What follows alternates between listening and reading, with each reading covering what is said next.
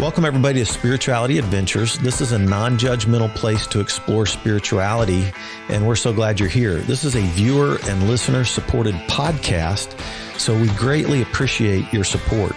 If you're watching on YouTube, be sure and subscribe to my YouTube channel. Be sure and like, share, and subscribe to any of the social media content platforms that you're using. And then if you go to our website, spiritualityadventures.com, you can make a one-time donation, or with a monthly subscription, you'll gain access to our bonus content. We greatly appreciate it. Thank you for tuning in. Welcome, everybody, to Spirituality Adventures. We're glad you're connecting with us today. I am honored. We have Dr. Stephen Patterson on our podcast today. And Steve, I read your book, The Forgotten Creed. Mm-hmm. Hadn't read anything else that you've done, which I've now got a read list of yours now that I want to get to. But I loved it so much. I thought, gosh, I'm going to try to see if I can find his email address, see if I can do an interview with him. And I was shocked that you got back to me and said you'd do it. So thanks so much for doing this. You're welcome. I'm glad to. Glad to be part of your program. So Steve is a professor at Willamette University, which is in Oregon. Mm-hmm, mm-hmm. Which city is it in? Yeah. It's in Salem, Oregon, in the capital. Salem. We call it Willamette, and it rhymes with damn it, so we say Willamette, damn it. Yeah. But I love to start with a little bit of your sort of origin story so our audience can get to know you. But you are a well-known origins of Christianity professor, have been associated with the Jesus Seminar, but have done tons of work on the origins of Christianity. So you've hung out with people like John Dominic Crossan, Marcus Borg, and all kinds of folks. I love this book. Like, if I could have my evangelical friends read The Forgotten Creed, I would buy them a copy and send it to them if they'd read it. Well, you're welcome to do that, of course. But tell us about yourself. Where were you born? Where did you grow up? And then, give us a little bit of your educational and family history, just on the front end of this interview. Well, I was born in Texas, in Dallas Fort Worth. Fort Worth was my first home, and my father was a minister, a Disciples of Christ minister, as I said a moment ago to you, and I went to TCU. Both my mom and dad went to TCU, but they were involved in the civil rights, and so by 1958 they were literally run out of Texas. And so landed in Illinois. And then we moved around the Midwest quite a lot. My father had a little, trouble settling, of course. He was a young person in turbulent times. And finally found a home in South Dakota, where I did some of my growing up. So we think of South Dakota as a really conservative place now, but then it was kind of a free thinking place, and everybody had a place there. That was my growing up as a preacher's kid in various small towns in the Midwest. So I guess that part of my life was fast living and trying to prove myself, prove to people that I wasn't as straight-laced as my father. But I went to college and had a kind of a normal college experience. A little college in South Dakota called Yankton College, that is now a federal prison. I like to throw that in, unless you think I have great academic credentials. Yeah. But it was a great place to grow up and meet people from all over the country. And was it a state school or a private school? Was it state school or private? It was a private school, a little congregational college. Kind of like those other congregational schools out there, like Doane and Carleton and Grinnell. Very, sort of progressive kind of place. And then I went to Harvard Divinity. I met my wife there, and we've been married for 45 years now. Wow. And Congratulations. then we went off to graduate school together. Went to Harvard for my theological degree. What years were you at Harvard? I was there from 1981 to 83. Okay. All right. Yeah. And then went to Claremont to do a PhD, and did my PhD on the Gospel of Thomas, and I've been working on that over the years pretty steadily. So that's one area that I've kind of developed some extra expertise in. But then I landed a job at Eden Seminary, which was a big stroke of luck. Eden Seminary in St. Louis, and I taught there for more than 20 years. And during that time, I got connected with the Jesus Seminar. Bob Funk had reached out to me because of my expertise on the Gospel of Thomas, and Crossan was interested in Thomas at the time too. And so I started with the Jesus Seminar in 1988, which was pretty close to the beginning, and did more or less the whole run with the Jesus Seminar. And that experience kind of transformed me. I've never had a kind of awakening experience or any kind of crisis experience in my life related to faith, but the Jesus Seminar was a real awakening to me because it helped me connect the historical work that I was interested in doing with issues in our culture. And I discovered that you can be a engaged historian, and I would say make a real difference, but you don't really make a difference as an academic. You usually don't. It's just too small of a swing. But you can feel like you're participating in the larger discourses going on in our country, and so I learned to connect what I was learning from about Jesus, which I was learning a lot, and with what's going on in our civilization, and I've been doing that sort of thing more or less since. This book that you're interested in, The Forgotten Creed, is not about Jesus. It's about a response to Jesus, an early response to Jesus that we encounter in one of Paul's letters. But it is I think, a genuine response to Jesus, and one that picks up a strain of the Jesus tradition that's very important and often neglected, usually neglected in our circles. Yeah. Yeah. So you met your wife in South Dakota.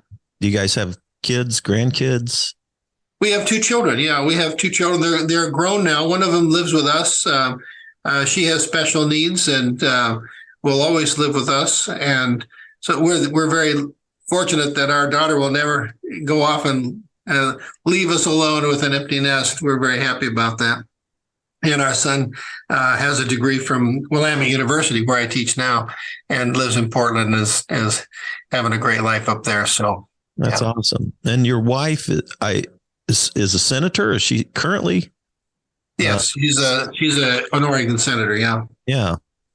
Deborah Patterson. And is she also a pastor as well? Is she pastor? Yeah, she has she's a UCC, a United Church of Christ minister, and has a D-Min, an MDiv and a D-Min, and served churches. And most of her life, though, was spent in health administration. She administered a big hospital in St. Louis that was connected to the United Church of Christ, called Deaconess Hospital, and then helped to found the Deaconess Foundation, which did health advocacy, especially for children in St. Louis in the urban core. So most of her life is doing that. She kind of semi-retired out here, and she pastored a small country church, which we loved, for several years.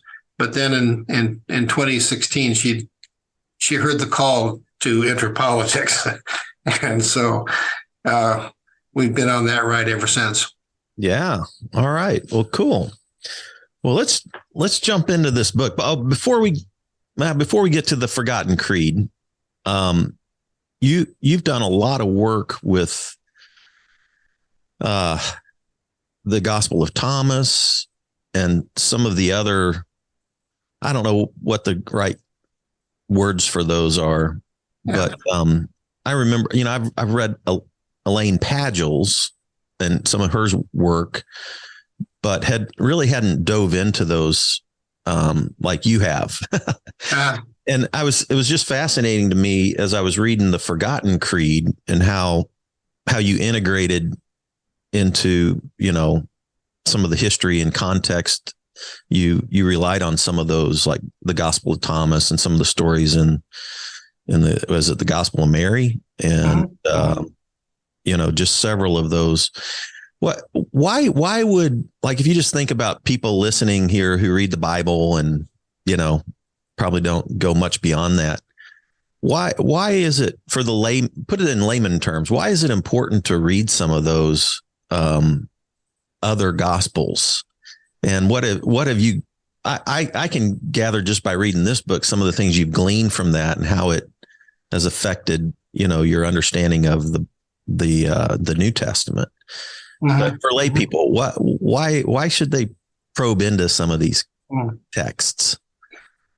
Well, Jesus was a very dynamic figure, and people who experienced him firsthand had a lot of big reactions. And those reactions, those interpretations of Jesus drew from all kinds of cultural traditions in the ancient world. And what we have in the New Testament is a slice of that, a relatively small slice. But in the New Testament itself, you have a lot of diverse reactions to Jesus coming to voice. Absolutely, a lot of diversity there too. But the diversity of early Christianity is even greater than that. And so, as an historian, I really need I feel I need to have a handle on all those different responses to Jesus. For one thing, I'm interested in Jesus as an historical figure. And I don't think you can get a good handle on Jesus just by reading one slice of the interpretation of Jesus, that which we have in the New Testament. So I think, as an historian interested in Jesus, I have to read a lot of different things, a lot of different reactions to Jesus to get a little better idea of where the vectors meet in a historical figure. Yeah. But then, it's interesting also how people reacted to Jesus and what kinds of things they said in response to him. And what we have in the New Testament is pretty much a martyrdom kind of reaction to Jesus. He was a kind of hero who died for something he believed in, and therefore, for early followers of Jesus, especially those living in the Roman Empire, the idea that you would trust your life to a cause like that, and that was a very meaningful thing for people to relate to, especially because I don't want to overplay the idea that early Christians were persecuted. But they were countercultural. They were dissidents. And so his life of the end of his life, especially the death of his death at the hands of the Roman Empire, was a meaningful thing for them to try and relate to and get a grip on. And so the death and resurrection of Jesus was basically a martyrdom narrative that says, give your life to this, and God will recognize you, will reward you in the end. And that's perfectly fine and ennobling. But I think over the course of Western civilization, that narrative has become kind of a problem. People, instead of really giving themselves to a cause, they give themselves to Jesus and expect their sins to be forgiven for that. And that's the narrative. It's kind of a martyrdom narrative, but it's using martyrdom language in a way that is out of context. So I'm interested in other narratives, other ways of thinking about Jesus. In the Gospel of Thomas, you have a tradition that thinks about him as a sage, as a wise person who can help you plumb the depths of human existence and experience. And it's a kind of Platonizing narrative. Ironically, if you look at the breadth of early Christian literature and ask, well, where do people start to think about souls? and the idea that you have a body and a soul that goes to heaven. Yeah. Well, you don't find that in the New Testament very much. You find it in the Gospel of Thomas for the first time in early Christian literature, a non-canonical or apocryphal or heretical book. Well, it's not really in the Hebrew Bible. It's not in the Hebrew Bible. Yeah. And we read it into the New Testament, but it's hard to wedge it in there. It really is. All right. So let's talk about the Forgotten Creed. Like, even when I was my evangelical pastor self preaching the Bible, I always thought, gosh, what if this Galatians 3:26 through 28 was our central piece of Pauline teaching? Yeah. And I thought, wouldn't we be doing a lot better in the world with issues of justice and all kinds of things, if that were our center point versus, some of the other center points. And so that's what really attracted me to your book. And then I love the subtitle, Christianity's Original Struggle Against Bigotry, Slavery, and Sexism. So your first chapter, you talk about, you kind of dissect this creed as it appears in Paul. Uh-huh. Share with us, briefly, like you came to the conclusion that some of it was what Paul put into a creed that was older than Paul, and you came to then you ended up summarizing, or not really summarizing. You ended up stating what you felt like was probably the original creed, and how that differed slightly from what we see in Paul in Galatians. So, what got you into this in the first place, in terms of wanting to build a whole book around this? Mm. And then how did you dissect this little creed to come up with what you feel like was maybe the original? Yeah. Well, I'll talk just a moment about how I got into it. I assume that some of your listeners probably have a Bible handy, and we'll pull it out and just look it up. We'll do a little exegesis here in a minute. But this is, of course, a well-known piece of tradition, and I had taught it for many years. It was a stopping point and a checkpoint in my introduction to the New Testament for seminarians. But and I would have them read a section of a book by Elizabeth Schuster Fiorenza called "In Memory of Her," which is a good sort of treatment of the text. But it's 10 pages or so, and I was surprised to learn when a few years I was looking around for something to sink my teeth into, and realized that there wasn't at that point a book on this creed. There were books on parts of the creed, ironically, just parts of it though, and not really looking at the creed as a whole. And so I thought, well, that's long overdue, and I've wanted something to direct students to over the years and didn't have it. So that's been a lot of my writing, is really creating things that I could use in class. So that's how I got interested in it. When I finished the book and it came out, we were in the midst of a real cultural crisis with the beginning of the Trump years. And people assumed that I wrote the book for that reason. But that wasn't it at all. It was just low-hanging fruit on a topic that I thought needed to be written about a little bit more, and more for a little bit more of a general audience than it typically is. But then it became very relevant to our our cultural situation, our political crisis, the rise of racism and sexism in ways that we just had thought were completely off the table.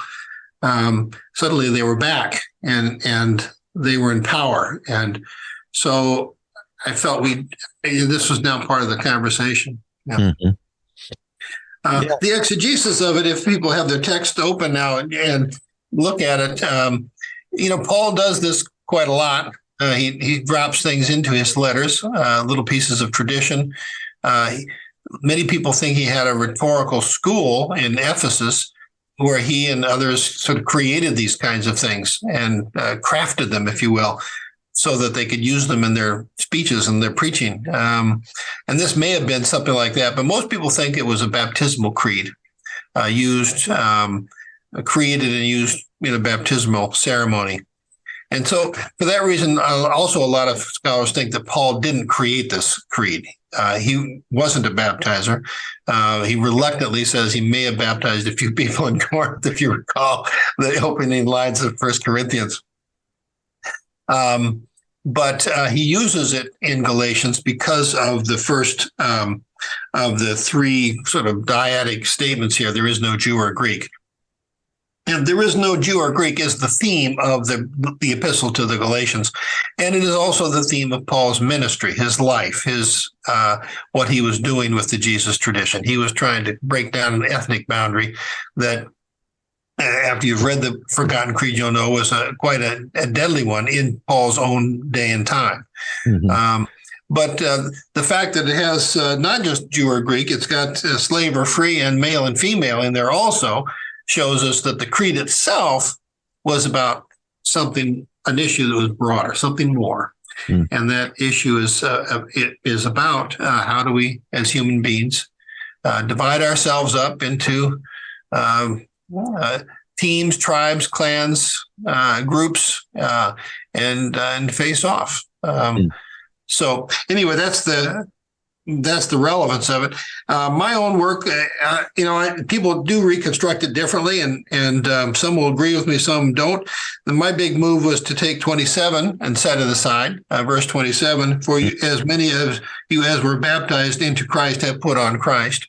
Mm-hmm. I think that's Paul's comment on the creed. He's reminding them that it was a baptismal creed, and that if they were baptized at some time, that they would have said this and so believed it. So it's kind of a rhetorical way of saying, take this seriously. You took it seriously once, take it seriously now, again. So I think 27 is Pauline commentary, and that leaves us with, "For you are all sons of God," or children of God, I would say, "through faith in Christ Jesus." And then the three, there is no Jew or Greek, no slave or free, no male and female. And then repeating that first line again, "For you are all one in Christ Jesus."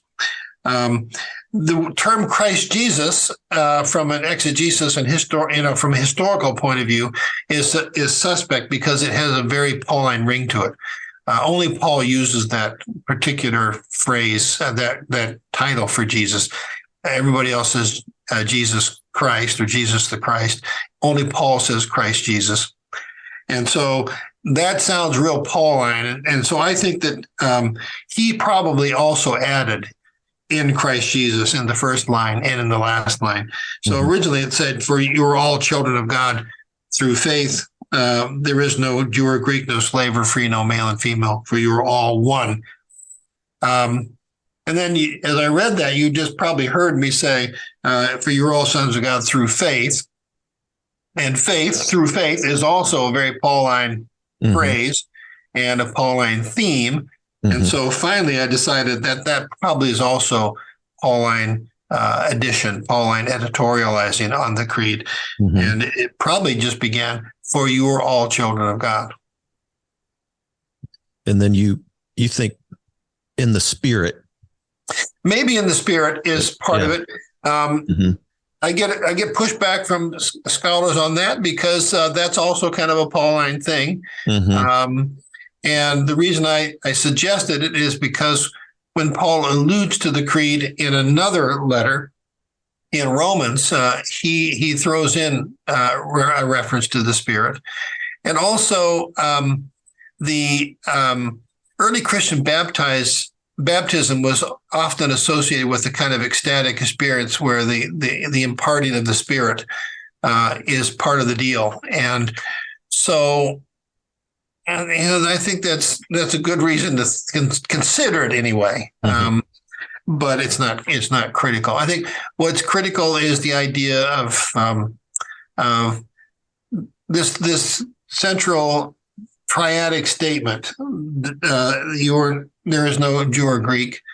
There is no slave or free. There is no male and female. Breaking down these these basic ways by which we divide the human community into ethnic groups, into class structure, and finally into gender identities.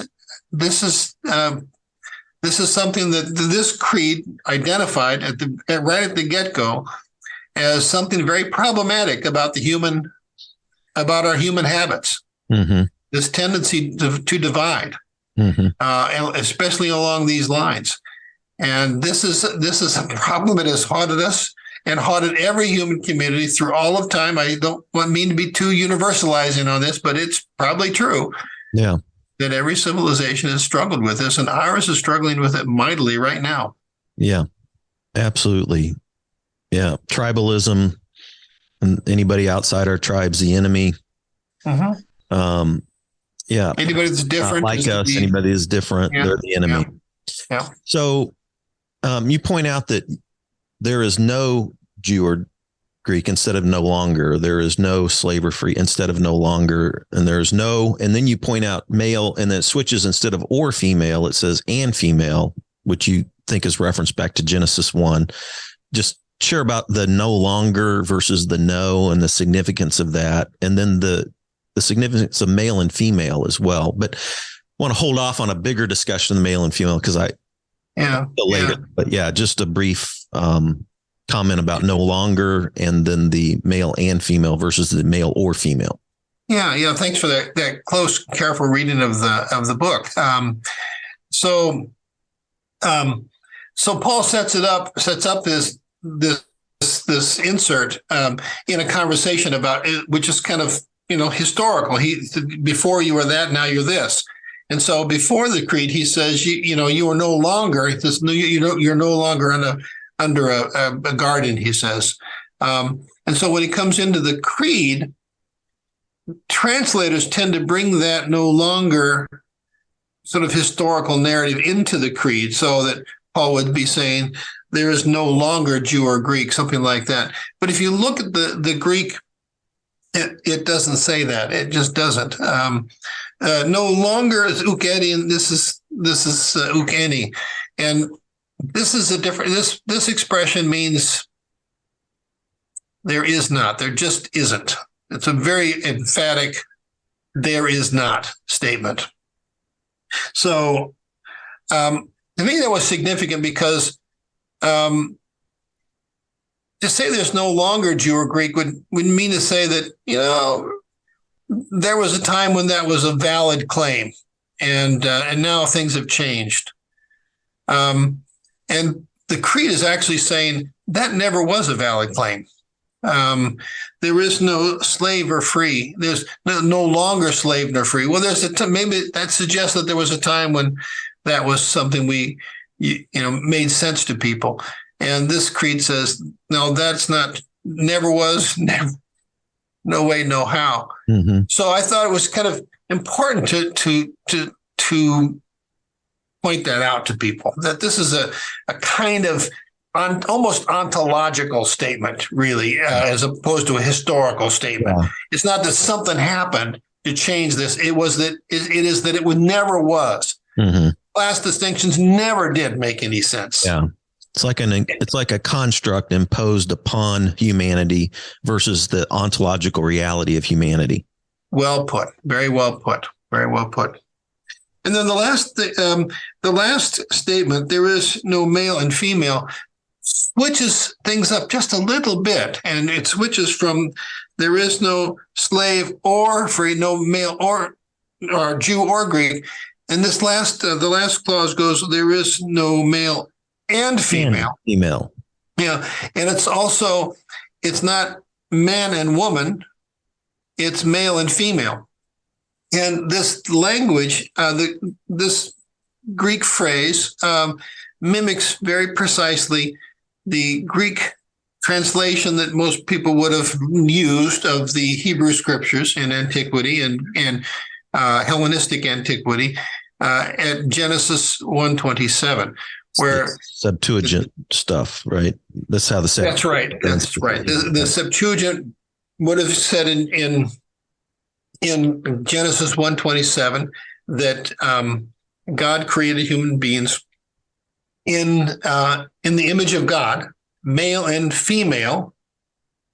He created them, and so that's kind of important to point out because early ancient Jews and some early Christians kind of focused in on Genesis 1:27, and instead of reading in male and female, he created them, they could read in some texts, male and female, he created him. Did you sense the difference? Mm-hmm. In suggesting that the first created human being was neither male nor female, but an androgyne, both male and female. Yeah. You go into this a little more in depth in that chapter. Yeah, it sounds weird to people today, but if we get to chapter 6, I wanted to drill in on this a little bit. This it's some fascinating stuff that you brought in on that in chapter 6. But yeah, it sounds like a real going down a real rabbit hole today, but in each one it really wasn't, and so the idea in reading Genesis that way was that the problem with human beings began when God separated female from male, Eve from Adam. And so gendered existence begins. Mm-hmm. And that's where the trouble starts. It starts not with Eve being tempted, but with Adam and Eve being tempted. And they associated, thus begins our whole struggle with the evils of sex and those kinds of things. Mm-hmm. But that's how they read it. And so the idea was that if the trouble began with the splitting and gendering of humanity, then the solution would be to try to turn back the clock and become less gendered and reunite the genders. And sometimes they would do it ritually, sometimes they would do it just creedally. Sometimes they would do it by, men dressing like women or women dressing like men. I mean, it was different ways you could reenact this recapitulation of the genders. Yeah. And in your book, chapter 6 dives into some of that a little bit more. Good stuff. So chapter 2, the old cliche. I think these two, first one from from possibly Socrates, and then the other one from the Jewish tradition. Yeah, give us, because certainly those are in the background of this creed, don't you think? Oh, absolutely. Yeah, somebody had them in mind when they created the creed. Right. There's a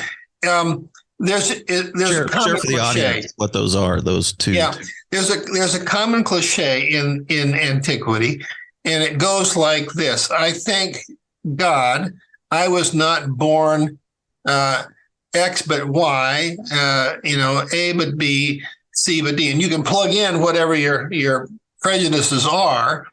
But the most, you find this cliche in Hellenistic writers, and that is Greek writers who say something like, "I'm glad that God created me. I thank the gods I was created, a Greek, not a barbarian, or a Roman, not a barbarian."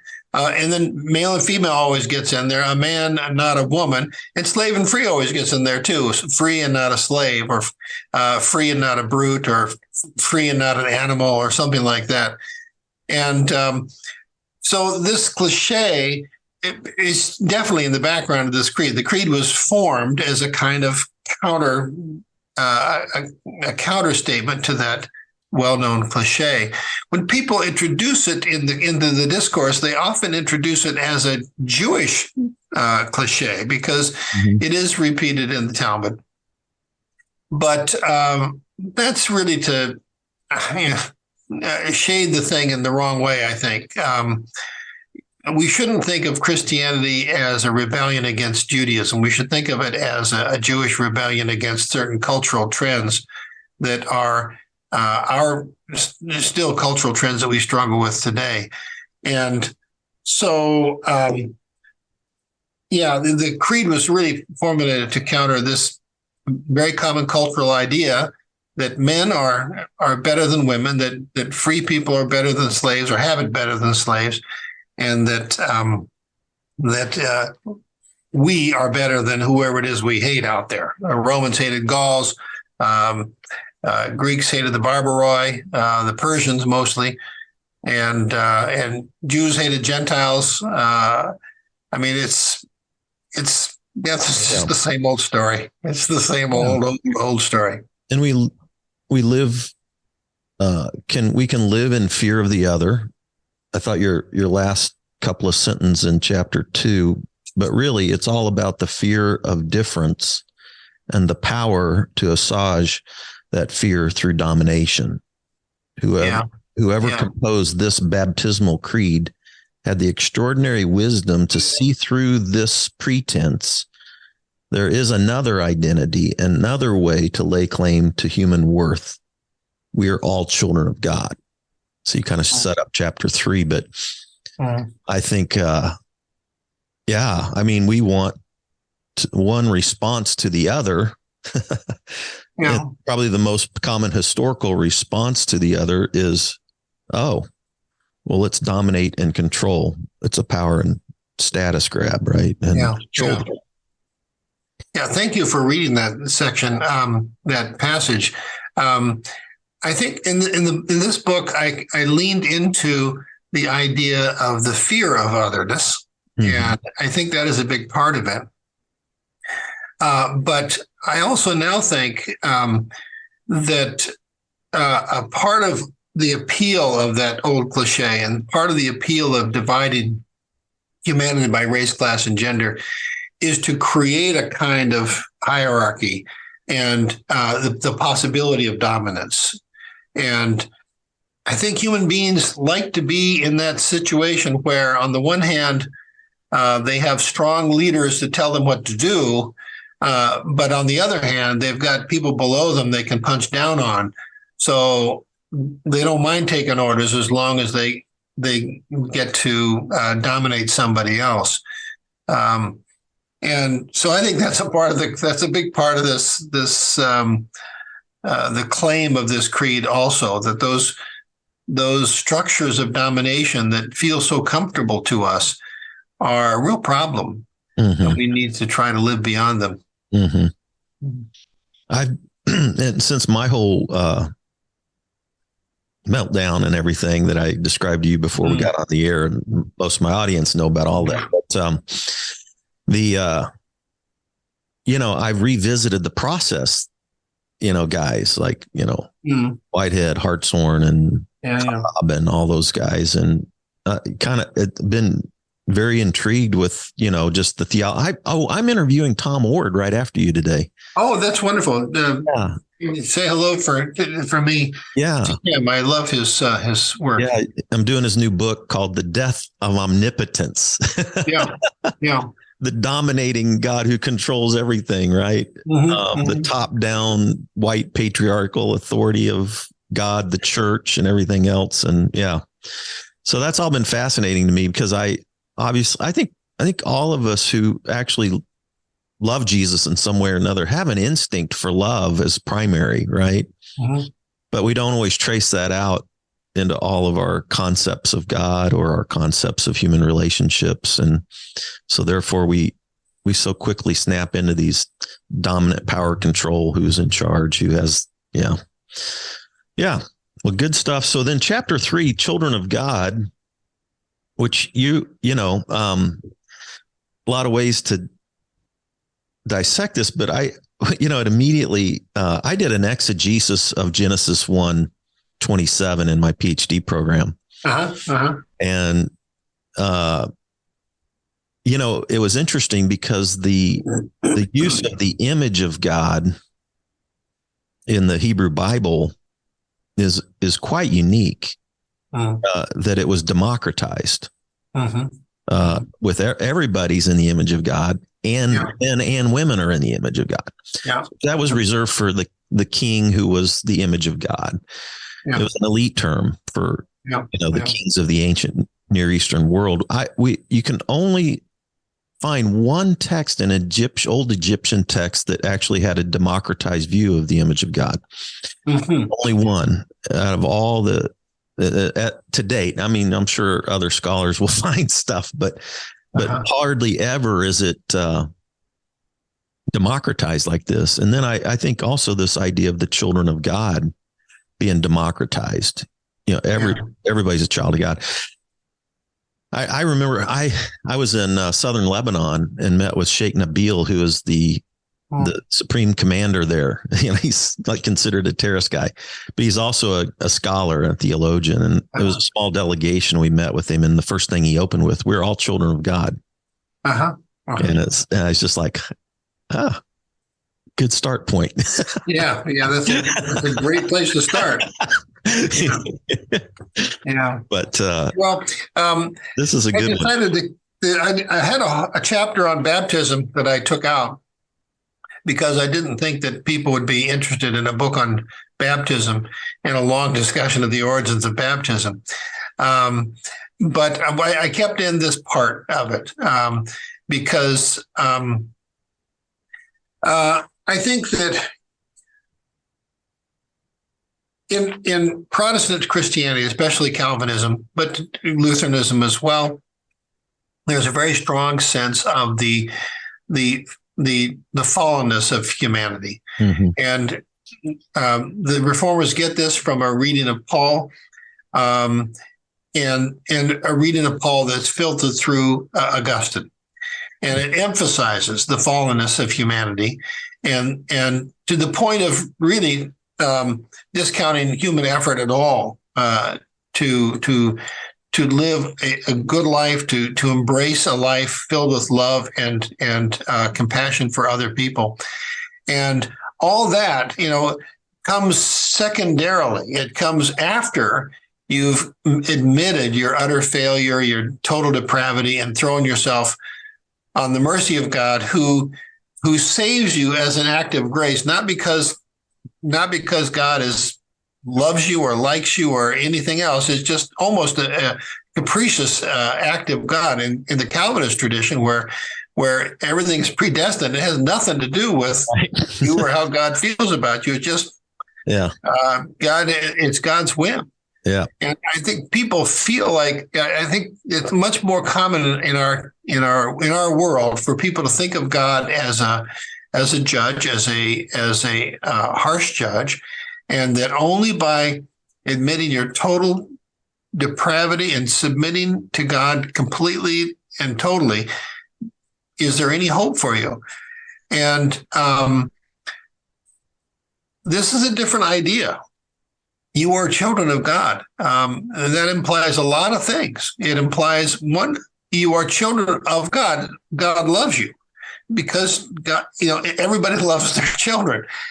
Secondly, you're children of God. That makes you God-like in a sense. You are the offspring of God. And that's exactly how Jesus teaches it in the Sermon on the Mount.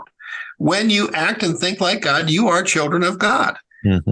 When you love people who don't love you, you're acting like God, and that makes you a child of God. Mm-hmm. So it has everything to do with your efforts to really become more and more like God. Mm-hmm. In American Protestantism, that's anathema. You don't become like God. Nobody becomes like God. God is in a class by God alone, and Jesus is in a class alone. You're not part of that world at all. Yeah. In the Eastern tradition, Eastern Christian traditions, though, there is a strong idea that you contemplate the image of God, you contemplate the icon as a way of drawing ever closer to God, ever closer to the image of God, cultivating the image of God in yourself.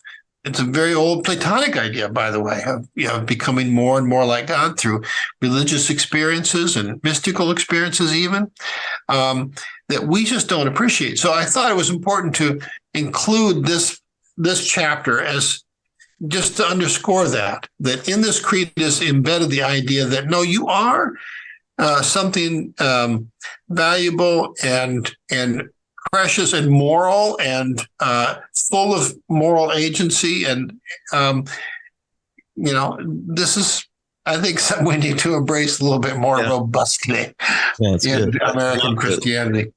I love the comments the way you talked about our Abba Father parts of that. And good stuff. So chapter 4, I love chapter 4.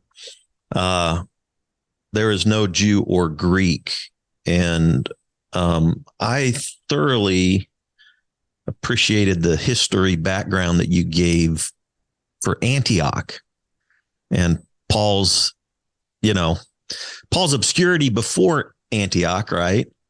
And then his encounter with the Jerusalem crowd. He's trying to have table fellowship with Jews and Greeks. But you gave the whole background of Greeks, Jews, and Romans that would have preceded that, which was really fascinating to me. And so that whole complexity of the Greek world, the Roman world, and the Jewish world, and how that came to play, and how Paul was radically trying to include table fellowship with the circumcised and the uncircumcised. Great history there. I just appreciated that. And this is really where Paul was passionate. This was probably what drove him. You tend to think that the other two statements he was a bit more ambiguous about, but this one is what he lived and died for. And you can't really understand Paul without understanding this. Right. In fact, the new Paul, the way you introduced the new Paul through this chapter, brilliant. I loved it. Like if nobody read. Oh, by the way, when I was at Southwestern in the 80s, W.D. Davies lectured at TCU, and I ended up meeting him. Yeah. I loved his Paul and Rabbinic Judaism. And of course, one of his students was Sanders. Yeah. And then got into the new Paul stuff through Sanders and then through N.T. Wright, and other people. But I know it started before then. But I love the way you introduced the new Paul. And I think that shift, the Lutheran guy that you mentioned in your footnotes that was really the originator of the new Paul stuff. Gosh, talk about that shift. Why does this creed lead to a fuller understanding of the new Paul versus the Reformation Paul?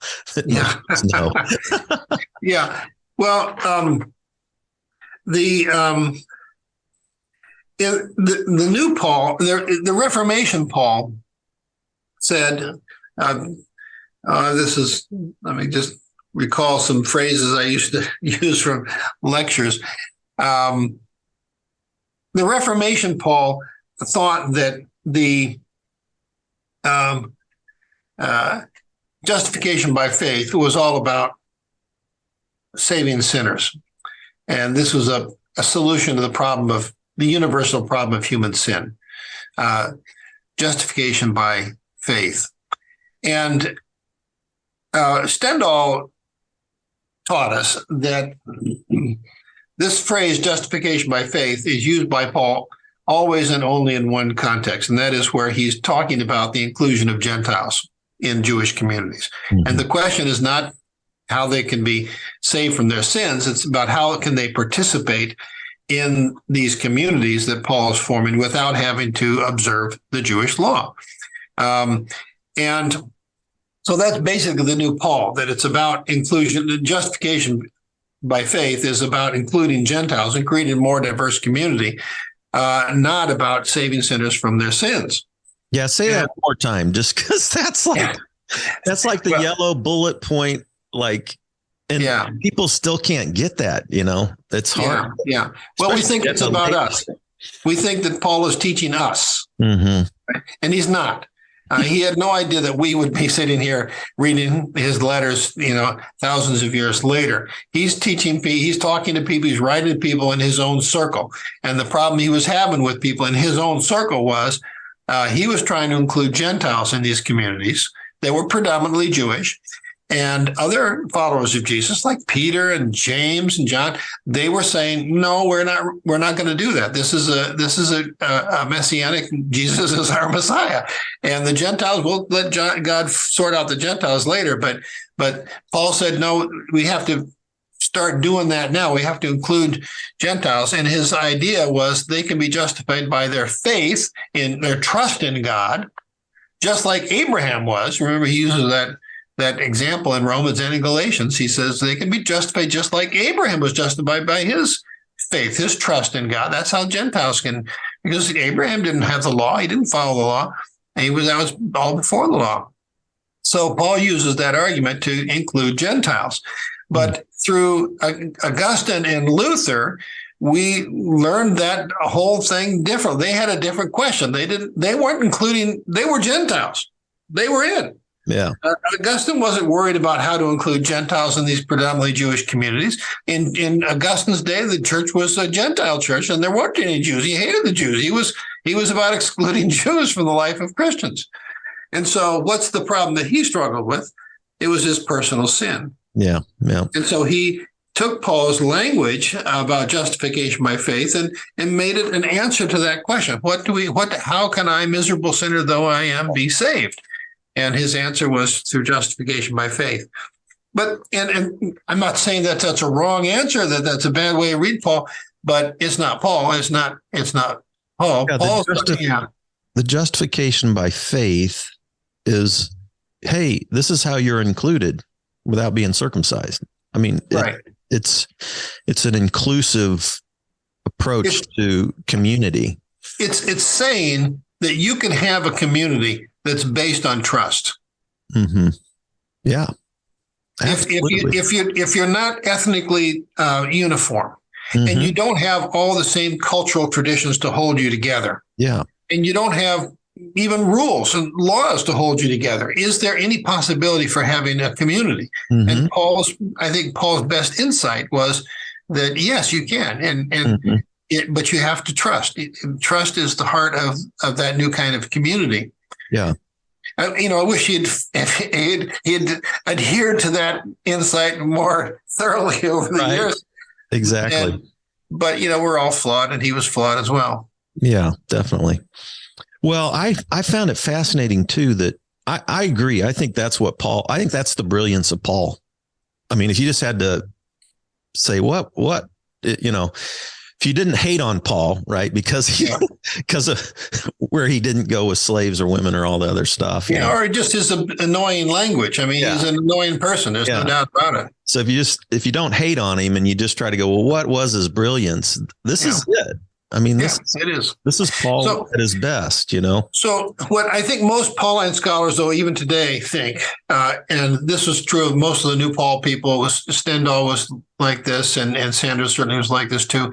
They think that Paul's insight was essentially a religious insight, that he was dealing with a religious problem, and this was a religious solution to it. The religious problem was the law, a part of Jewish doctrine or belief, if you will, and this was his way of solving that religious problem. And I've always been uncomfortable with that because it just didn't seem right to me. And for years, I've been looking at the historical situation in Antioch and the specific historical situation in the late 30s and early 40s in those cities of the Roman East. Mm-hmm. And I think it escaped most scholars' notice that those were very tumultuous times for Jews and Greeks in those cities. And Antioch itself probably saw one of the worst ethnic riots in the history of ancient Judaism, right about the time Paul was there, whether he was actually there when everything happened, or if it was, he came there afterwards in the aftermath, or those are details we'll never know. But in the late 30s, there was an ethnic riot, if you will, a race riot in Antioch involving Jews and Greeks. And many Jews were killed, many Greeks were killed. The city was destroyed, and the violence only ended when Rome, the Roman governor, after letting things run their course, probably to his own advantage, intervened and sent everyone back to their corners. And so when Paul comes to Antioch, it's not a nice, wonderful, beautiful city. It's a kind of a wreck. And the Jewish quarter was probably burned out, and many synagogues destroyed. Many Jews had been killed, and there was interethnic hatred of a high level. And so I think that's the background for Paul's insight, that there is no Jew or Greek. I don't think that he looked at the Jewish law and said, that's the Jewish law is a problem. We don't get that from Paul otherwise. I mean, he's perfectly fine with following the Jewish law on all things. The only thing he decides to lower the bar on is on circumcision. A little bit on dietary stuff, but not all that much, really. It's really circumcision.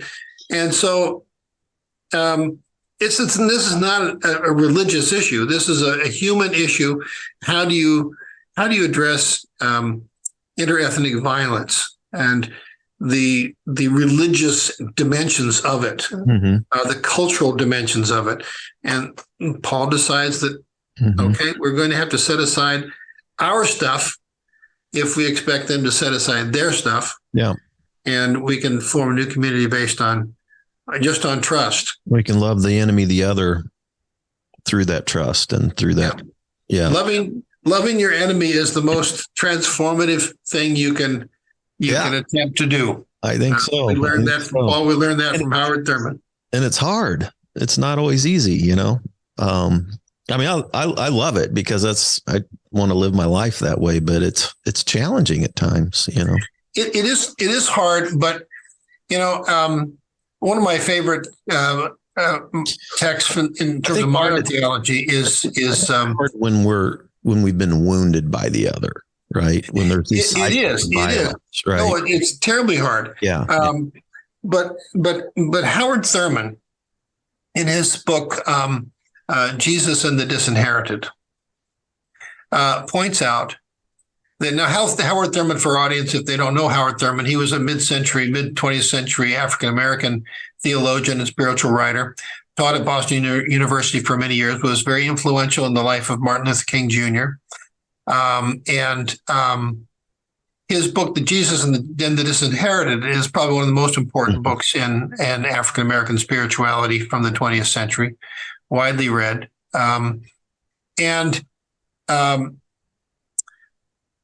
He's addressing himself to African Americans, his fellow African Americans who are living under Jim Crow. And he says, these are people with their backs against the wall. And yes, fear is always there. And it will destroy you. And deception is always there, and it will destroy you. But when you are powerless, when your back is against the wall, one of the things that you can do that will restore agency to your own self, your own self-understanding, is the act of loving your enemy. Only you can do that, and nobody's going to dissuade you from doing it. And if you can find the wherewithal to do that, you will take the first step toward restoring agency and dignity and self-respect to yourself. And I think this is what Paul knows. This is what Jesus knows. Yeah. This is why Jesus says, love your enemies. He says that to the destitute, to the lowest of the low, to the marginalized, the outcast. And he knows that from that position, it's hard, but it is the only way to get some self-respect and dignity and agency restored to your own soul. I just think it's so powerful and central to Jesus and I think to Paul.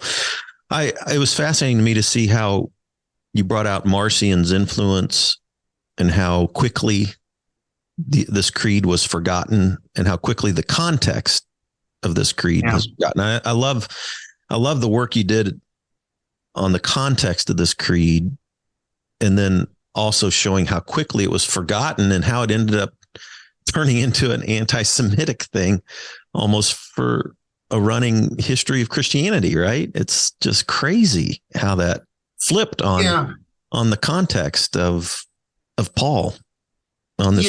I think what gets flipped is Paul. I think the creed itself. I would say, you always learn things after you write a book, and one of the things I've learned is that the creed had more of an afterlife than I think it did, or that I said it did in this book, and so I missed some things, and so it does have a little bit more of an afterlife, and the creed so hangs around as a kind of minority report for longer than you might think. But Paul himself is turned against the Jews. So as soon as Paul becomes one of us, meaning one of us Gentiles, one of us Christians. Yeah. And our question is no longer how do we build diverse communities, Jew and Greek, but how do we differentiate ourselves as Christians over against Jews? Right.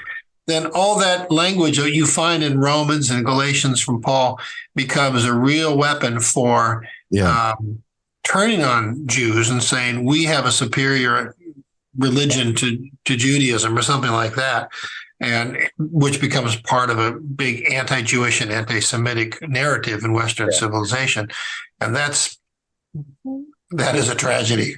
Yeah, it's one of the biggest tragedies. You're a quote from you, but if Paul's intentions count for anything, you have to say that this long, sad history of Christian anti-Judaism based on Paul is one of the greatest intellectual failures of Western civilization. Yeah, I suppose we should add also moral failures. Yeah. Right. Well, we're not going to have enough time to get to all the stuff I wanted to get to, but it's interesting. This is the heart of why Paul put this creed in this letter, right? Uh-huh. Do you think would you date this letter to about 48? Oh yeah, I guess Galatians is the most difficult of Paul's letters to date. I know. Some people kind of go with the earlier dating. Yeah, I don't know. Anyway. I used to teach it early in the sequence when I taught Paul regularly. I'd put it early in the sequence because this autobiography of Paul in the first part of Galatians explains so much of what he is about in his life as part of the Jesus movement. But whether it's early or late, I don't have a real take on it. And then your chapter 5 on no slave and free, we won't do that. But Paul, it wasn't Paul's passion to take that, to tackle all of the history of slavery, it really was his passion. And then I was hoping to get to the male and female part, but we're out of time. And, but your chapter 6 on the no male and female and the original androgynous views around Genesis was that was so intriguing to me. And then the other thing I thought was intriguing was if you don't give the pastoral letters to Paul, then this suppression of women leadership is late to the game in Christianity. Yeah, it is. Yeah. I wish people would pay attention a little bit more to this gender stuff in early Christianity, especially because that's become such a part of our current cultural debate and dialogue and discourse. And Christians are participating in that discourse in a way that I think is really shameful. Kids who struggle with their gender identity, are mostly just different kids, and they struggle under all circumstances. And there's no sense in piling on and punching down on a group of people that is really vulnerable. Yeah. And if you read this stuff in early Christianity, you realize that many early Christians understood this very well, and understood that gender, and especially the hypermasculinization of gender hierarchy is is a real problem. And yeah. Gender fluidity is, I don't know if that's a good way to talk about, but I mean, you figure God is represented as both male and female. He creates people in his image, male and female. So, I don't know. I agree with you on that whole front. We've done a lot of, and I grew up, we'll wrap up on this, but growing up in the Southern Baptist world, it was like, we didn't talk about LGBTQ stuff. It was just a sin to be a homosexual, and we didn't really delve into it that much. I can't remember all through my seminary career. I don't even think it came up one time in the 80s at my seminary. Literally, like, think about that. Yeah. Then I started pastoring in the 90s, and we were reaching people outside the church. And I literally for 30 years always had LGBTQ people in my church, but didn't know what to do. I didn't understand it.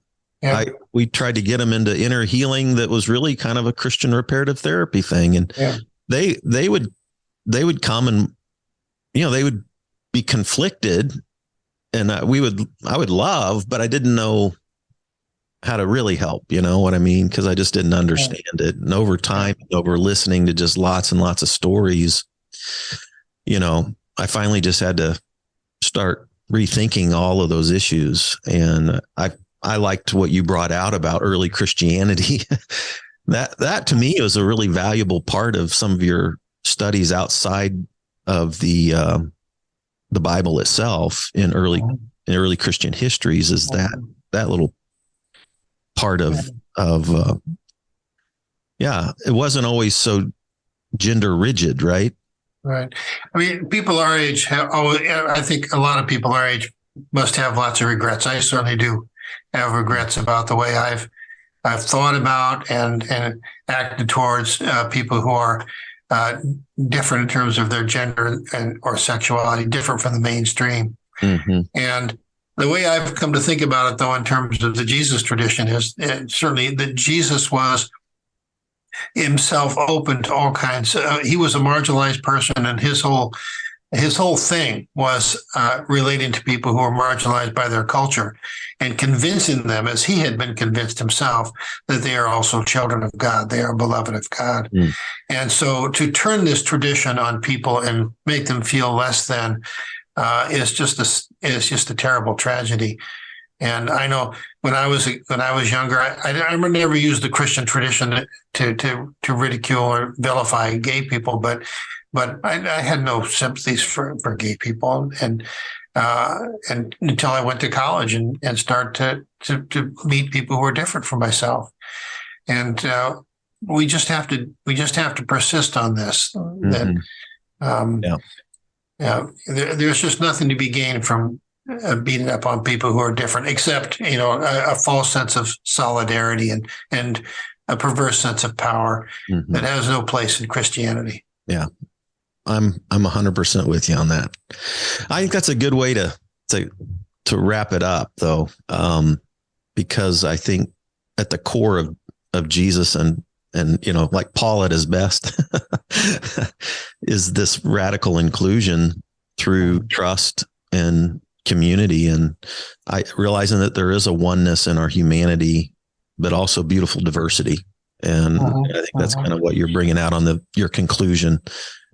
Your book is the beauty of unity and diversity. And maybe that's what the Trinity is all about. Maybe that's why I often wonder, is that why Christianity stubbornly held to this crazy notion of a Trinity? I don't know. Unity and diversity, maybe. Perhaps so. I don't know. One of the critiques of the book, sort of, I think, would have taken to task any time I talked about inclusion, in the sense that positions me or someone as in a position to include people, and that itself is a kind of hierarchical stance and privileged stance, and so I tried to use the word solidarity enough in the book to counter that. I think that's really what this creed is about. It's about solidarity that extends across ethnic, class, or gender lines. Good. That's good. Yeah, good deal. Well, Steve, thank you so much for taking time to do this. I know I thoroughly enjoyed the book, and certainly is one that I would really encourage all of my pastor friends out here who happen to tune in to check out The Forgotten Creed, and you will learn some great stuff that you can teach, whether you embrace the whole thing or not. So, and you should mention it's only 150 pages. Yeah. Right. It took us a long time to talk about it, but it's only 150 pages. Yeah, and I could have talked a lot longer. So anyway, but no, thanks so much. I appreciate it. I love what you're doing. Thanks for your work. Thanks for your dedication to digging up some of these things and helping us along the way. My pleasure. Thanks for having me on your show. All right. Thanks, everybody, for tuning into Spirituality Adventures. We appreciate it, and we will see you next time. This concludes today's episode. Thanks for tuning in and listening. Remember, if you're watching on YouTube, subscribe to my YouTube channel. Remember to like, share, or subscribe to the social media platform that you're using. And then go to our website, spiritualityadventures.com, and make a one-time donation, or you can subscribe monthly and receive our special bonus content. Thanks so much.